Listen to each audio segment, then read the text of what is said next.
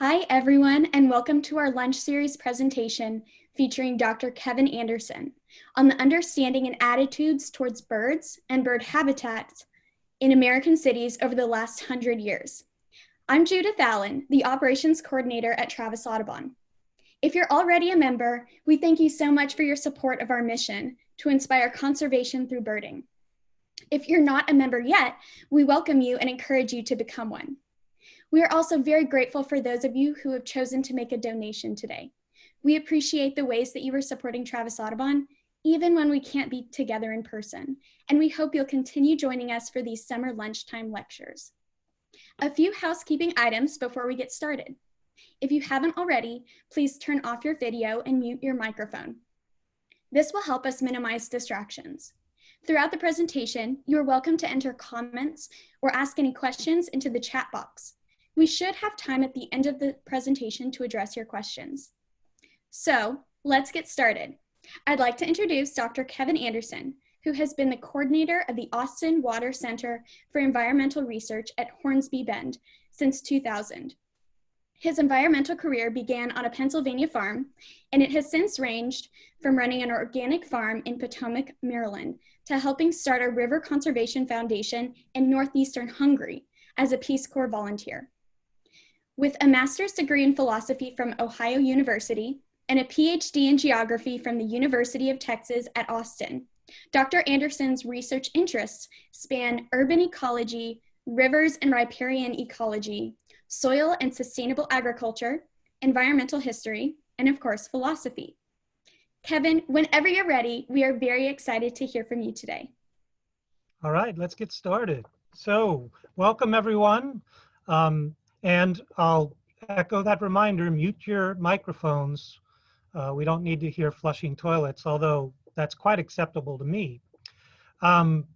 Today's talk is The Aerial City, Urban Birds as Trash and Treasure.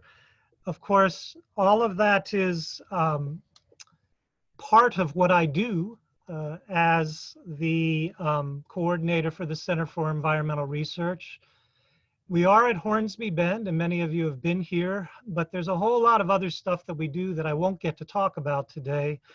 Visit our website and you'll find out a lot more about that stuff. What I want to focus on today is part of what I do, and part of that is being a philosopher, and so I've spent many years working on what nowadays gets called environmental philosophy, and you'll see how that plays into today's topic. But also we're talking about urban birds, and so that's in the context of urban ecology. And then a whole lot of what I want to talk about today is now called environmental history. So get ready, we're going to travel through those things pretty quickly in 50 minutes. From the perspective of environmental philosophy, when we think of cities, there's a fundamental problem of urban nature. And that problem arises because our understanding of what constitutes official urban nature is shaped by these culturally dominant concepts of nature. In American cities, we perceive nature in the urban landscape filtered through a conceptual framework then that prejudges its ecological and cultural value. Those concepts are wilderness and the pastoral or pastoral landscapes. They're the foundation of the American concepts of nature, and we use those then to assess the value of nature in America, be it wilderness and those iconic images of wilderness, or the family farm. And of course, that pastoral landscape is anything but wilderness. And built in then to those two concepts are tensions between them. But when you bring those concepts into the city, the idea of official urban nature is placed within them. In America, official urban nature is either formally protected in preserves, sanctuaries, refuge, or wildlands. And these are remnants of wild native landscapes that were obliterated by the creation of the city. Or they're deliberately cultivated pastoral green spaces like parks, gardens, urban farms, community gardens. And these are the proper places for urban nature. This is nature that we cultivate or place there or protect there And we treat these non-humans as objects of human appreciation when they're within those boundaries.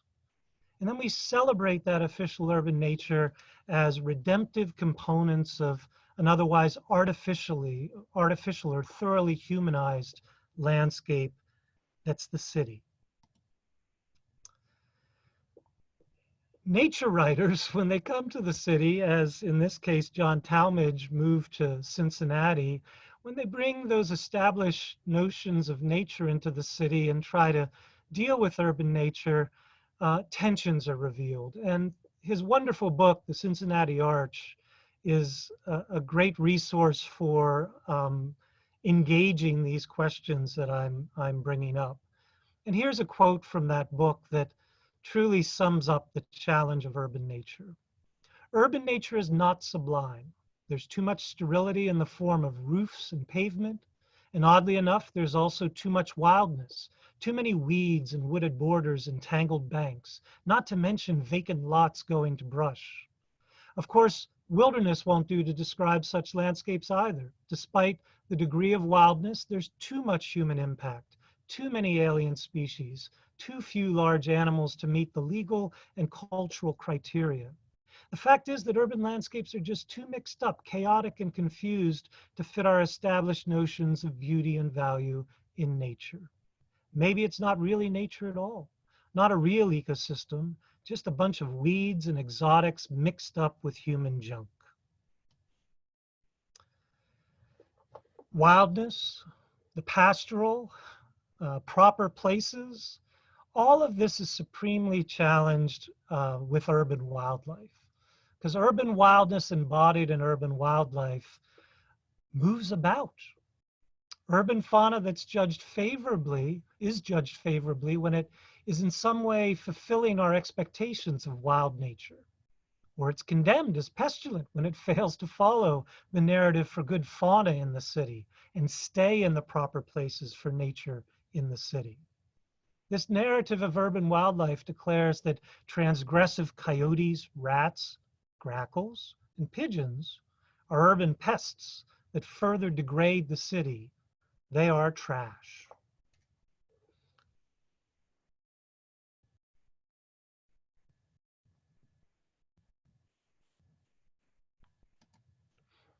But nesting red-tailed hawks and peregrine falcons are redemptive additions to the city.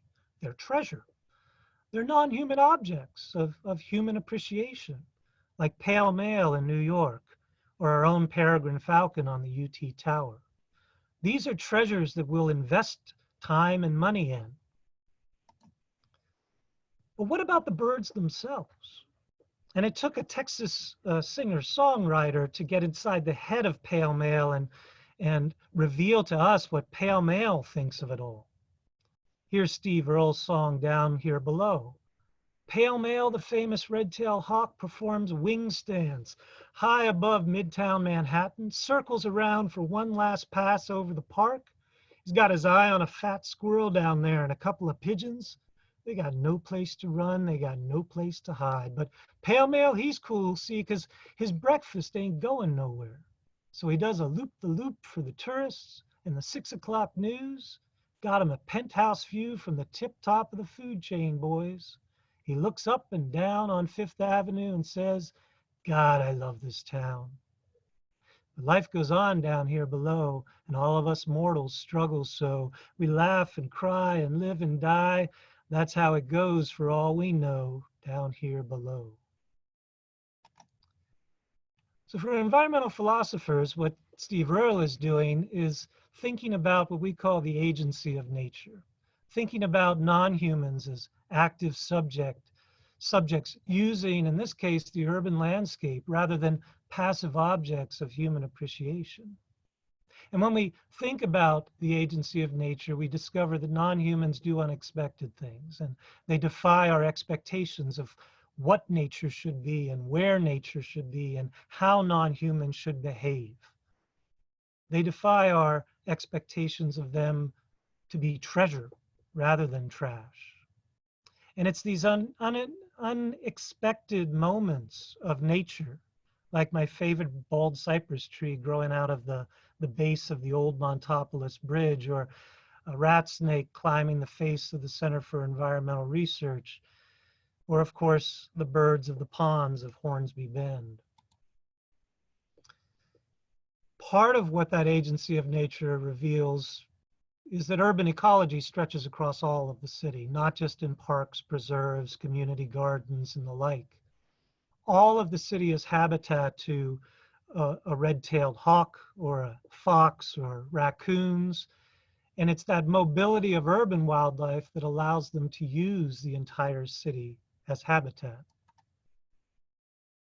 And so this question of trash or treasure is bound up with what I call improper urban nature, nature that goes outside of the boundaries of where we want nature to stay, and outside of the boundaries of behavior that we think is commendable. All of that is bound up in contemplating urban birds. But the history of us and human birds goes back many, many years. And I've arbitrarily chosen 100 years for a couple of reasons. One, because it was in the 19th century that urban birds began to be thought about as both trash and treasure. And 100 years ago or more was the beginning of that amalgam of science and sentiment where people began to study nature both in rural areas, but also in cities. So we're going to journey back in time and think about urban birds and birds in that kind of context. When you go back in time in America and think about the study of nature as a popular thing, we discover that the nature study movement presaged and anticipated almost everything we're doing in nature education today. There really is very little new that I see that isn't contained in the Handbook of Nature Study that Comstock published, or in that nature study idea that was first promoted in the 1800s by people like Liberty Hyde Bailey. As he states, nature may be studied with either of two objects in mind: to discover new truth for the purpose of increasing the sum of human knowledge, or to put the pupil in a sympathetic attitude towards nature and increase the joy of living. This amalgam of science and sentiment, as Kevin Armitage describes it in his book on the history of the nature study movement, that amalgam of science and sentiment continues to this day. And it was bound up in the start of bird protection in America and bird appreciation and bird watching. The science side of it, the American Ornithologist Union, one of its founders was Elliott Coues, founded in 1883. It provides us with that checklist of proper names, official names for birds. At the same time, the movement of the Audubon Society to protect birds, which was a social project beyond science itself. Audubon societies by 1916 were in 37 different states. Junior Audubon clubs in 1911, there were over 200,000 junior members of the Audubon Society.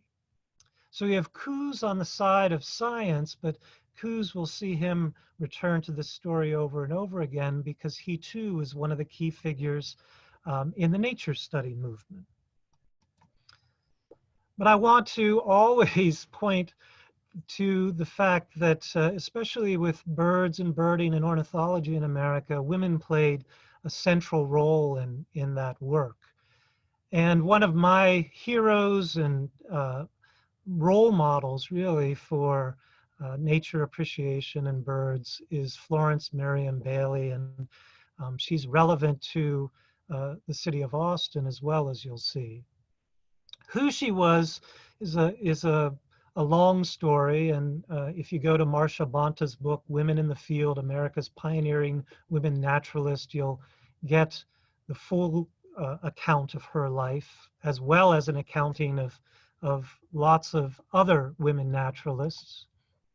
But In terms of relevance to the topic today, um, Miriam uh, produced one of the first field guides to birds, possibly the first, Birds Through Opera Glasses. Yes, there weren't binoculars back in 1889. And this book is interesting, one, because it was written by a brilliant young woman, a student at Smith College, trying to increase popular engagement with looking at birds. And so from the beginning, that book in particular was a mixture of science and sentiment, because she was trying to encourage the love of birding, but also proper birding. She says what you need is a scrupulous conscience, unlimited patience, a notebook, and an opera glass. This book was successful enough that she followed it up in 1898 with her Birds of Village and Field that expanded the list of birds covered in the book. And of course, this will later influence folks like Roger Torrey Peterson, both in her methodology and her sentiment. For us in Texas, it's significant because she, in 1899, marries Vernon Bailey, becoming Florence Merriam Bailey. Who's Vernon Bailey? We'll go get David Schmidley's recent book on his life.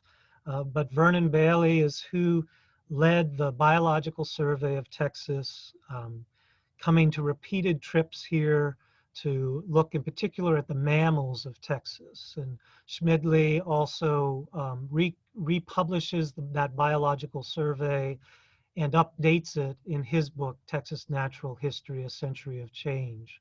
So you can learn about Vernon and learn also about his equal partner in all of those efforts, because she came with him on those journeys and goes on to become one of America's foremost ornithologists, publishing the Handbook of Birds of Western United States to complement Chapman's Birds of Eastern United States. And then most significantly, she produces the Birds of New Mexico. She's the first woman associate member of the American Ornithologist Union, its first woman fellow, and she's the first woman recipient of the Brewster Medal that she received for Birds of New Mexico. So hugely influential for birding, both science and sentiment, but also relevant to us in Austin because, pun intended, she provides us a bird's eye view of Austin. Here's that map from 1890, and this is the city that she visited, and that's pretty much what Austin looked like in 1890. She arrives in 1900, and for us and for urban birds in Austin, we can go back and read her article that finally got published in the Condor in 1916, but is in a 1900 account of springtime in Austin, her first visit here, and what she found in terms of birds. And here's a glimpse of the urban birds of Austin on April 10th, 1900. She writes, at Austin, where we saw baled cotton at the depot, the birds were a striking mixture of northern, southern, eastern, and western species. And this is something we should always remember about Austin, right? We're at that ecotone between east and west, but also north and south. She writes, we were greeted by the song of the canyon wren. Out of place as it seemed in the city, the clear, pure notes rang out as bravely as in a canyon, and the little canyon dweller might easily have strayed over from congenial ground in the first escarpment of the lower staked plains 3 miles to the westward. Mockingbirds were everywhere, singing with equal abandon from the chimney above us or the fruit trees close. Purple martins were already back from Brazil, their loud twitterings being continually in our ears. Less traveled western lark sparrows were among the commonest birds of the city, singing loudly from trees of the yards and streets. A resident cardinal flew into a bare tree only a few feet from us on the grounds of the State University. So Florence gives us this glimpse of bird life in downtown Austin in 1900. And Florence and those kinds of articles were part of that nature study movement that Liberty Hyde Bailey promoted, that Anna Comstock uh, codified in her great Handbook of Nature Study, which is still in publication. Go get it, and it'll save you a lot of money on contemporary environmental education, because I think it's all there in that book, probably done better than most anything that is published today. But also what you'll find there is the roots of this tension between trash and treasure, good birds and bad. For the nature study movement promoted by Comstock, focused on the comprehension of the individual life of the bird, insect, or plant that's nearest at hand. And so a lot of those exercises were focused on vacant lots or urban parks. But it also was a movement to promote sentiment, to promote a love of nature. And so within it, as Armitage details in his study of the movement, there's this tension with science education. And the nature study movement reflected the scientific aspirations, but also the spiritual longings of the professional middle class, and in particular, the urban middle class. Another good book to go and explore all of this through is Back to Nature, the Arcadian Myth in Urban America by Peter Schmidt, because it very much was a kind of mythological engagement with nature, capital N, through the urban landscape. And already, right, I've detailed some of those tensions that are built into urban nature appreciation. All of that's there beginning in the 19th century with the nature study movement. And science and sentiment is embedded then in the kinds of engagement with nature that came out of the nature study movement and the literature that emerged there. There was a literature about nature behaving properly in its proper place or misbehaving. And that behavior was a moral behavior.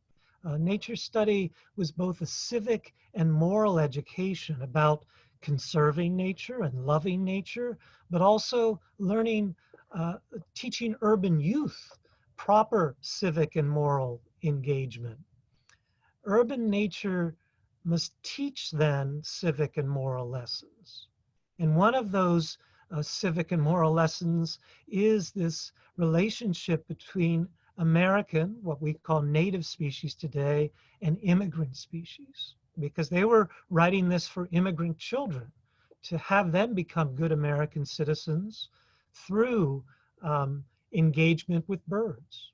And so you have these books like Edith Patch's Bird Stories, which was a Christian ornithology, introducing the science of birds, where city children were to learn scientific observation and learn it through these touching parable of virtues that different bird species represented. Another book of that nature was Citizen Bird, written by Mabel Osgood Wright and Elliott Coues, the founder of the American Ornithological Union. And here you have the tension between native birds of the countryside and urban non-native birds, where the city children are learning scientific terminology, and in this story, it's on an abandoned farm in New England. Coues writes, "Industrious native birds are good citizens.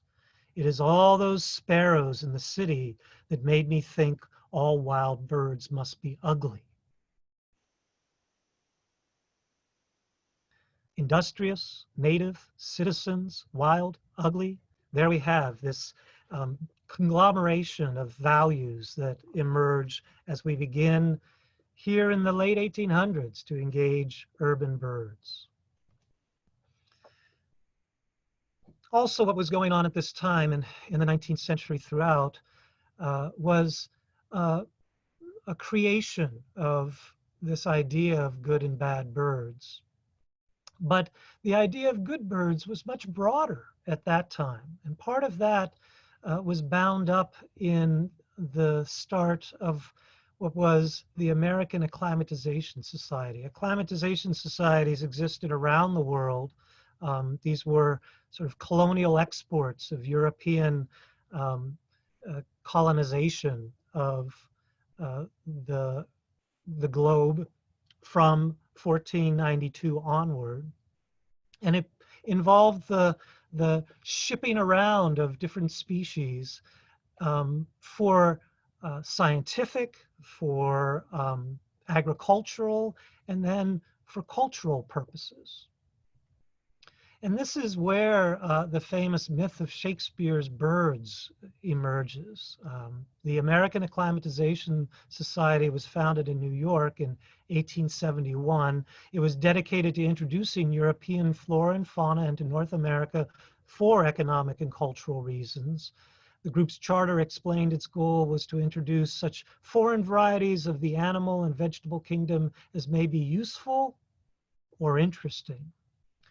And interesting is the key term here, because they brought birds in that were viewed favorably in Europe.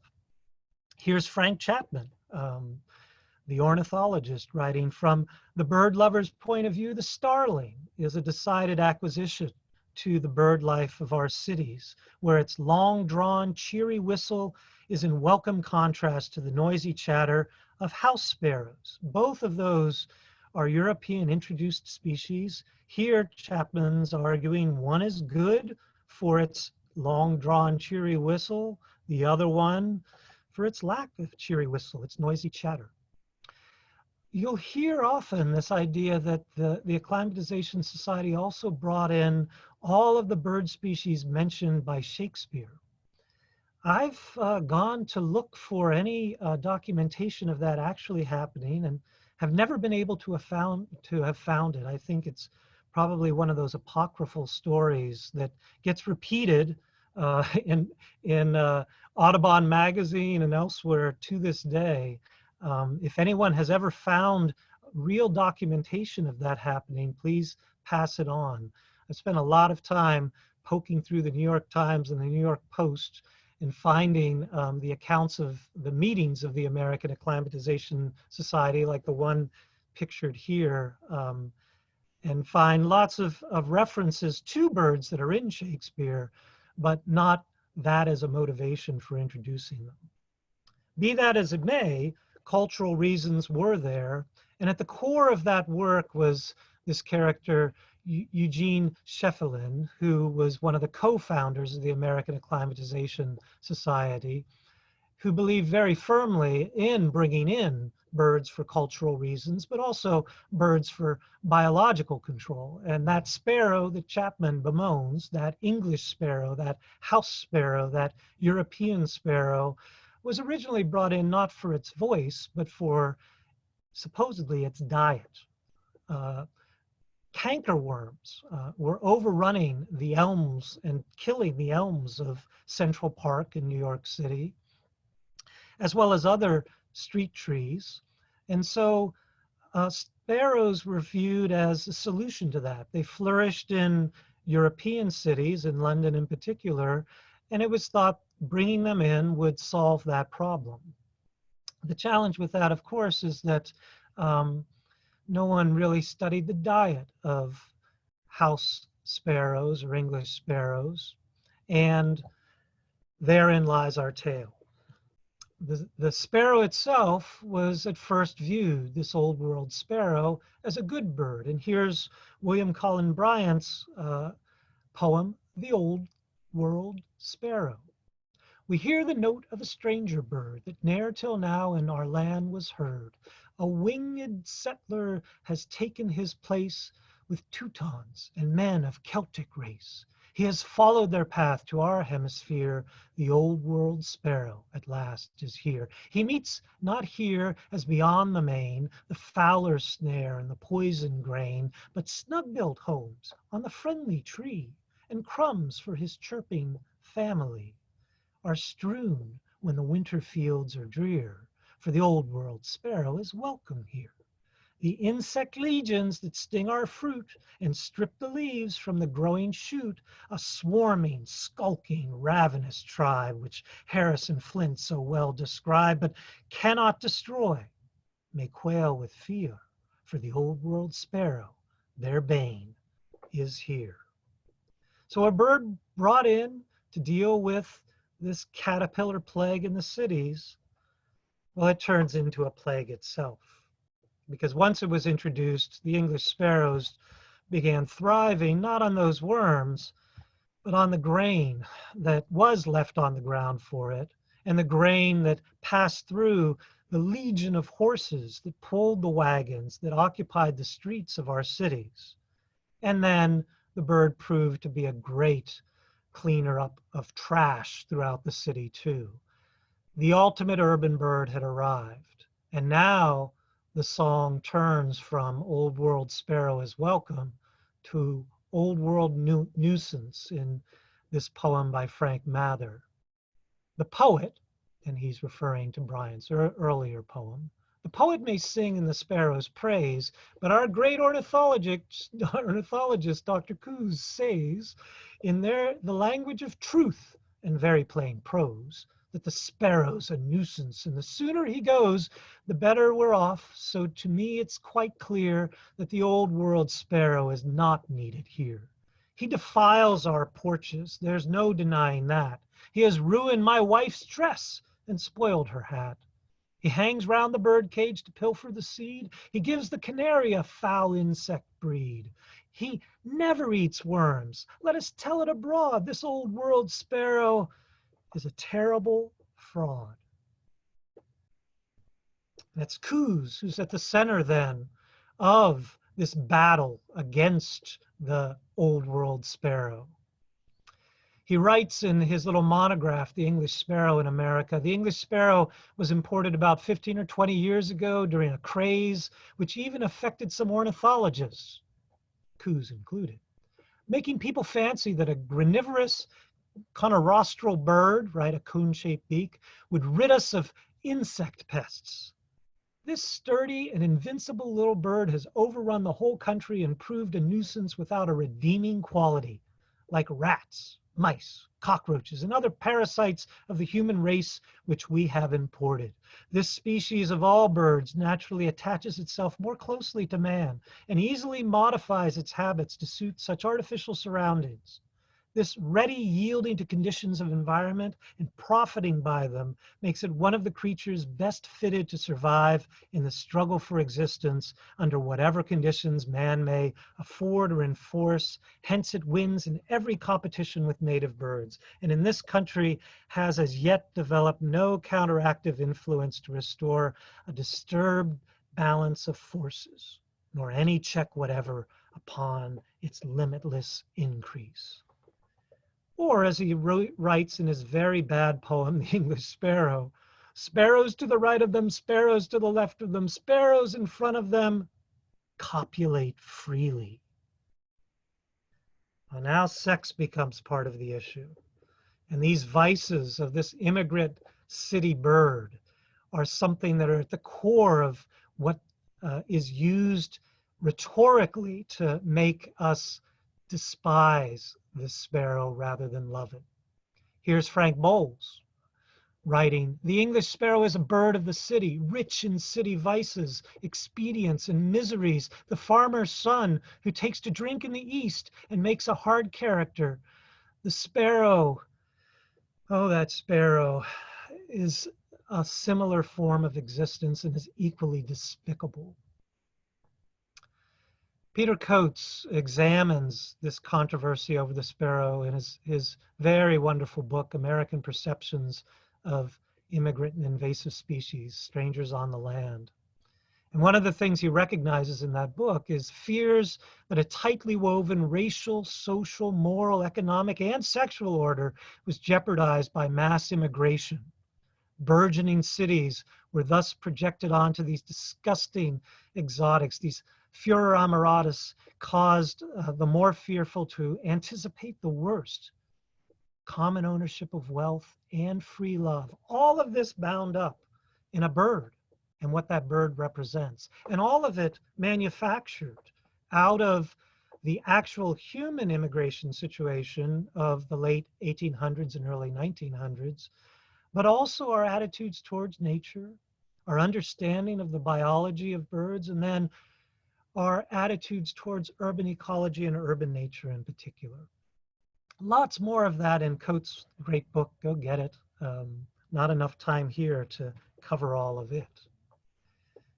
And we need to stay focused on those English sparrows, because what this resulted in was what is called the Sparrow Wars, but lots and lots of literature about how to destroy English sparrows. In fact, the very first U.S. Bureau of Biological Surveys, its very first publication before the Biological Survey of Texas was published, was entitled The English Sparrow in North America.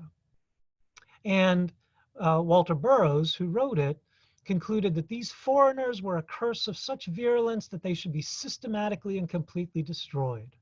Furthermore, it should be a crime to kill the shrike, sparrowhawk, screech owls, blue jays, or, get this, grackles, since they eat English sparrows.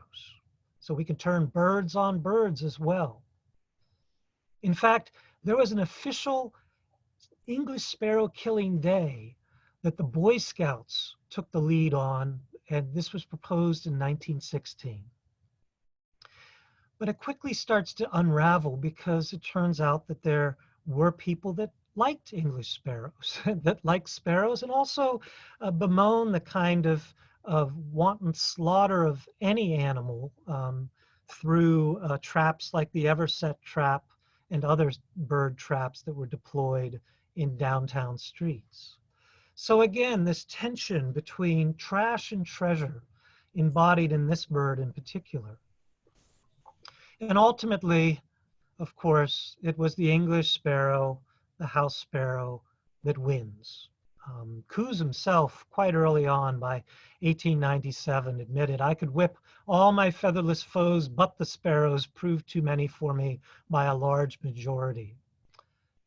That said, up to today, right, English sparrows, house sparrows are often condemned by folks who want native species like purple martins to dominate at their household or in their neighborhood. But English sparrow populations really peaked at that period. Part of the downturn in their numbers, too, was cities became a little less hospitable to them because horses disappeared and that free grain source that was everywhere disappeared. Yet they persist because they have interesting strategies for nesting just about anywhere, and they adapt to cafe culture too here in Austin. In Austin, we return to now to think more about urban birds beyond English sparrows. English sparrows were released in Galveston in 1867. They pretty quickly made it to Austin, riding the train north here, the train which first arrived in Austin in 1871. English sparrows soon were following that pathway to the city. And if we want to go back and look at some of that history of Austin birds, we have a good resource in George Finley Simmons' Birds of the Austin Region that he published in 1924. And when we look in there and we think about Austin, we find no starlings yet. We find no cattle egrets, no white-winged doves, no black-bellied whistling ducks, my favorite bird. But we do find those sparrows here. What we find in that book, too, is a look at those changes that I've been talking about on a national level. Here on a local level, the changes were what was missing in 1928. The passenger pigeon was gone. Whooping cranes were almost gone. Turkeys were largely gone from Texas itself. Prairie chickens were almost gone. And here's Simmons' account of what used to be with passenger pigeons in Austin. Prior to 40 years ago, he's writing in 1924, they were common in the region, particularly in the extreme eastern part of Travis County, where the greater crops of acorns could be found, right? They were sweeping in on post oaks. Then in the fall of 1878, a large migration took place over the city, moving from the southeast towards the northwest. String after string of many thousands of birds passed over, many lit in the tall trees along Barton Creek just above the mouth, and in the trees along the south side by the river just above the creek, literally loading down the limbs. And there were accounts at that time of limbs breaking off of trees from the weight of passenger pigeon migration. Simmons writes in 1924, though, not a single bird has been seen in the Austin region since that year of 1878. That quickly birds change, and that quickly the urban birds of Austin change too. There were arrivals that Simmons also documented, not just departure and loss. And one of the most interesting accounts to me is his description of the Inca Dove urban invasion between 1905 and 1910. Simmons writes about that bird on October 23rd, 1889. One was shot from a flock of 3. This was the first recorded record of an Inca dove for the Austin region. The first nests were found in 1905 in the southwestern and southern parts of the city. They then became more common. They were found nesting in numbers across the city. And by 1910, they'd spread over the entire city. Since that time, that spread was pretty evenly distributed over the city by 1910. That account of that change was noted and noticed by the next great documenter of Austin birds and Texas birds, Roy Bedichek. And he in particular focuses on Inca doves in his great book, Adventures with a Texas Naturalist. And here, all these various characters that I've mentioned come together. Bedichek writes, Florence Merriam Bailey finds only 2 records of the bird in New Mexico. She calls attention to its urban bias and tells her readers not to waste time trying to find it in the wilds, for it is strictly a bird of the towns. This town-haunting, people-loving characteristic has endeared the Inca to many who have only a casual interest in nature. In 1915, watch was kept over a nest by Bedichek, which a pair of Incas had built on the intersection of guide wires with the trolley wire at the corner of Duval and 23rd Streets in Austin. On their 15-minute schedule, cars lifted the network of wires, nest and all, at least 2 feet. The brooding birds took these regular push-ups from 6 a.m. when the first car passed until midnight, till the midnight car gave them a farewell upheaval on its way to the shed. I know of no other bird which would have persisted amid such violent interruptions, such noise and commotion. Even the man-loving, pertinacious wren, I believe, would have given it up. Bedichek is this great resource to us of science and sentiment, a man of science and a man of sentiment, and not a nature faker, but someone who paid close attention to that relationship between birds and humans. When you go through that book, you'll find accounts of all sorts of urban moments for Austin and birds that Bedichek noted. The first cliff swallows nesting in 1910, and it was on the Congress Avenue Bridge. The first chimney swifts, and it was when UT finally built the bigger football stadium in 1924 that the swifts moved in.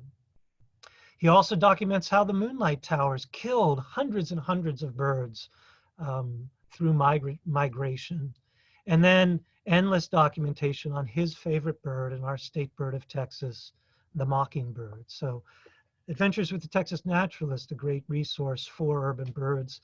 If you're really dedicated to Bedichek, as I and some others have been, you can go to the Barker and dig out all of his birding notes and see there that he was someone like Bailey who both documented birds themselves, but also human-bird interactions. This brief note from a walk he did to Barton Creek in September of 1940, where he's hearing and seeing white-eyed vireos and criticizing Roger Torrey Peterson's new book, but also the relationship between the humans and the urban bird, the purple martin, shoots who he goes to talk to above Barton Springs, says coffee growers in the South, in South America, object to Barton's destroying coffee, and also relaying to him that the Thorpe police chief has 2 purple martin boxes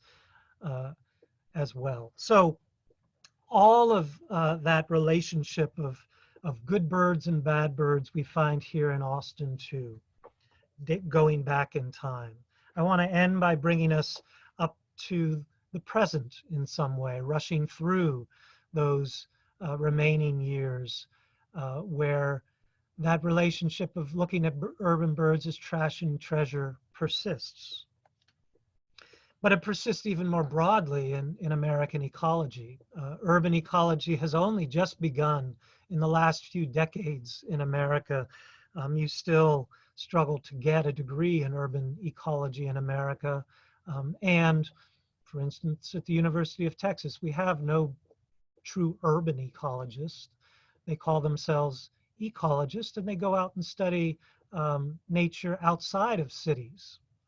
And so the perceptions of American urban biologists, ecologists, and environmentalists all look at the city as a place of loss, of departure, and degradation of unspoiled nature. Urban growth replaces the native species that are lost with widespread, weedy, non-native species. This replacement constitutes the process of biotic homogenization that threatens to reduce the biological uniqueness of local ecosystems. That's McKinney's article from 2002 in Bioscience. And of course, that statement is true. But it's also a statement that's cultural. And it's also a statement bound up in that history that I've just recounted of American cities and birds. This vision of urban birds being health hazards persists to today. This downward slope in the urban core of biological uniqueness and diversity persists to today. Terms like avoiders, adapters, exploiters, which are not scientific terms, these are cultural terms, and terms that are bound up in conservation biology, which is not a pure scientific activity, it's a social science activity as well, because we choose what we think should be conserved. And those things that we don't think should be conserved, we now wrap up in the cultural science of invasive species, and we label them invaders. Invaders of Texas, that website tool from the Wildflower Center, tells us which plants to kill and which to protect. These are plants out of place. But what happens when there's a bird out of place? And what happens when the invader is a monk parakeet?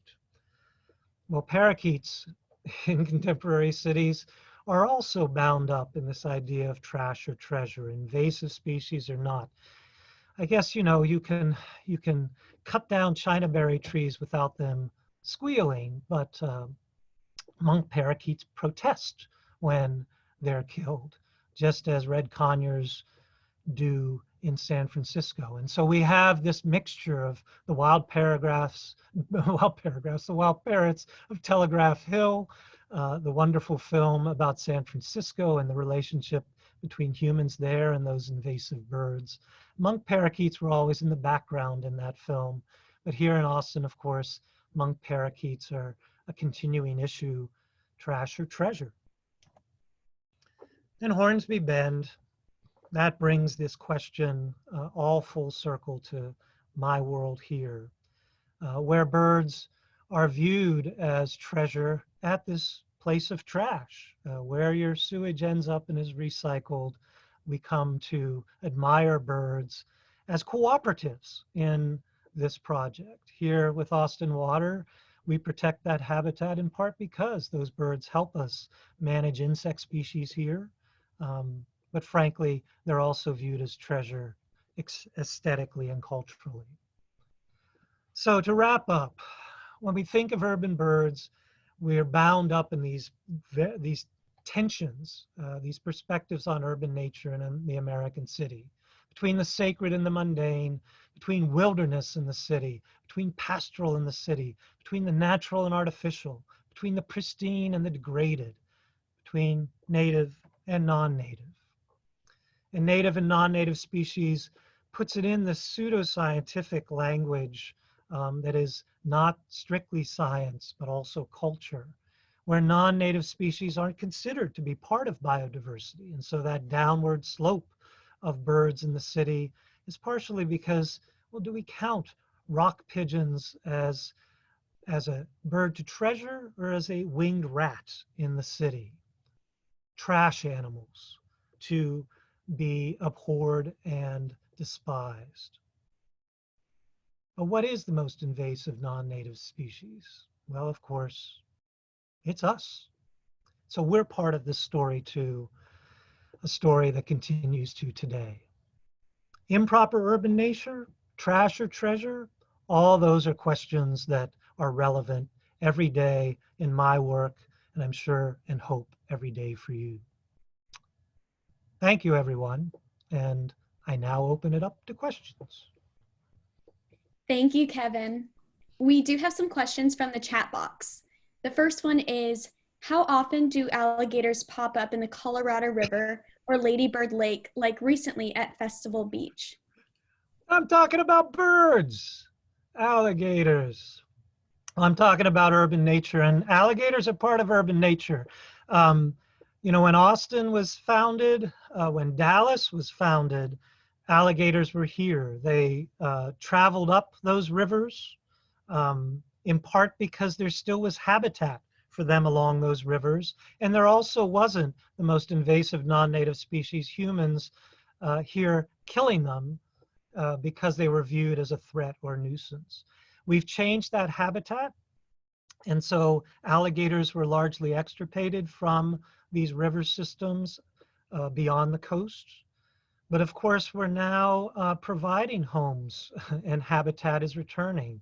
And so alligators are returning. Now, dams are a big barrier. So most likely the alligator that was recently seen on Lady Bird, or as I call it, Town Lake, may have been introduced there. We're not sure how well they do with getting around Longhorn Dam, but it could well be one climbed up there because alligators are on the Colorado below Longhorn Dam, much more common towards Weberville than here because there are more wetland opportunities downstream than upstream. Next question. Thank you. Back to birds. We have a question about when the English sparrow changed its name, when the English sparrow name was changed to house sparrow. Well, it's all a muddle. If you go even into the 19th century, that literature that I was quoting, you can see some of there, from Old World Sparrow to European Sparrow, House Sparrow, English Sparrow, identifying it with England. It's a mix. I don't know when the American Ornithological Union officially gave it a common name. Common names are a mess. But even in the 19th century, rhetorically, that the common names that were applied to it reveal a lot about the attitudes towards it. Thank you. What is your favorite urban animal? My favorite urban animal, my favorite bird, everybody knows, is the black-bellied whistling duck, which I deliberately kept it out of this because I had to choose just a few species to talk about. And Inca doves I thought were interesting because, right, they're much less common now, especially as an urban bird. Do people think of Inca doves as urban birds? Black-bellied whistling ducks have benefited from urban and suburban development because of all the stormwater ponds and, in the case of Hornsby Bend, the treatment ponds, habitat that they like. And so they've very much become an urban bird here in Austin, and that's my favorite urban bird, and I'll do it, my favorite urban animal. Great, thank you. We do have another question. Are any non-native species good? Can you dive into that a little bit? Um, Many non-native species are good. So, right, the challenge with the native non-native uh, issue, the term native species was created in the early 1800s to try to sort out the bird list in England. And of course, what was a native bird in England in the 1830s?